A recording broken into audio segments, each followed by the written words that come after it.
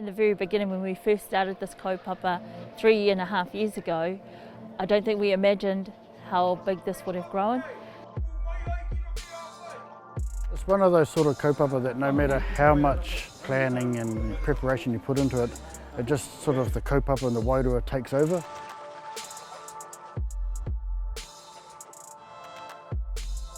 It really kicked off when my wife wanted to get her kauai done, and we basically fell upon Anikaro Haruira. Anikaro came up and she was on a documentary doing her own people, and I saw her and I rang my husband and said, we need to find a way to find out how to get this wahine.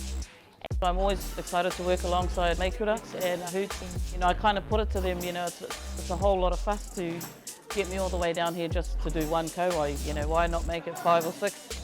And then, within the week there was 13 receivers. But to get here today, just to see the numbers are still rolling, 2 artists, 20 receivers. Earlier this year I got a message from Rawiri. Everyone knows him as Rātoa, Mokopapa. He just reached out and said, I hear you're the guy I need to speak to about a mokopapa.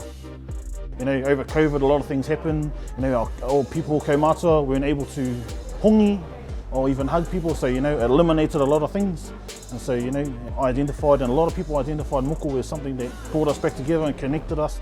I've been to a lot of countries around the world where they've lost tikanga protocols and whatnot. In New Zealand we're quite lucky, and so the reason why I do moko now is so my reanga, my generation isn't the reason why an art form or an tikanga fails or dies.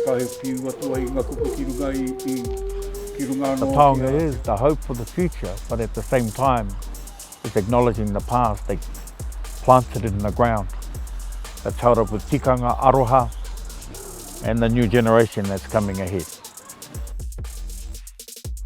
Ko roa, te mina, I roto i au, ia mau I tēnei taonga, a kua ea tērā wāhi, ki au, o tira māua kotahi wahine, ko te awhero nui nāia nei, kia tuka, I te pukaha, moera atu, kia whāia tonu hia tērā huarahi, ko whāia e au, o tira e nei, ko tai mai ki te wānanga Mokopapa I tēnei wikene. You generally put your own barriers and your own hurdles in place, and if you can leap over those and get over those, yeah, it's yours for taking.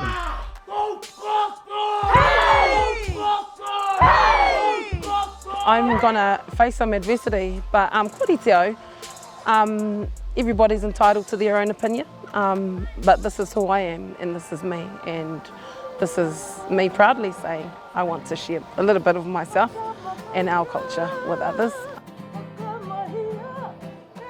So I talked to my boss about it because I don't know how many BP people actually have a moko kauai. And with him being from China, he goes, this is your country. He said, this is your culture. He said, do it, Kate. There's this colonised idea that you have to be of authority, that you have to know your reo. Like there's all these things that you have to apparently have to get your moko kauai. And what I want people to realise is that you don't. All you need is your whakapapa.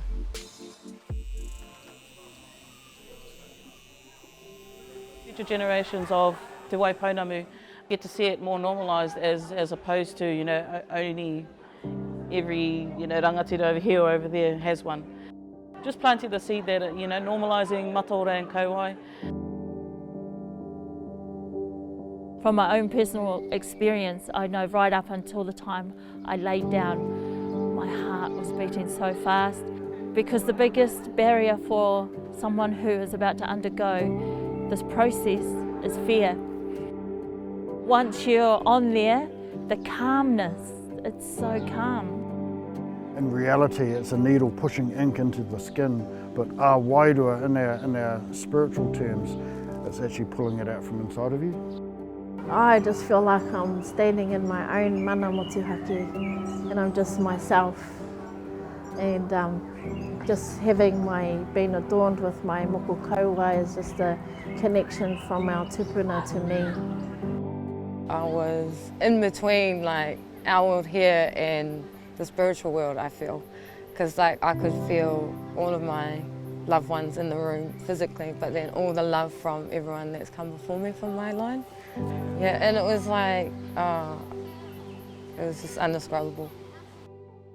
Kia whawhai tonu i te mamae, i roto i te mamae, kia o kia ururoatia. Engari, i te mutunga iho, nā te nui o te mamae, i rongo, i te wairua. I te wairua o tēnei āhuatanga o te noho, kia mataurahia. He nui ngā wheako i puta, i tērā iau e noho ana, e takoto ana, i mua rā i te kaitā. Ko te titiro anō ki roto i au anō me te noho mo tatau, mo i rā whaahaora, kia whakarite, āhine ngaro nei, kia kore ai e ho taetai, ai te mamae, ai te mānuka nuka, e rā āhuatanga katoa ka pāmai ki roto i au. Kia puta, kia ihu puta ai, ki te ao mārama me ki, e mau ai i te mataora. With guidance and with nurturing, I believe Mokopapa will be seen as a taonga that can carry it this far. Not a factory that puts out moko kauai and mataora, but a place to start your hikoi. And in the future, who knows what it will grow into. Au mihi ana.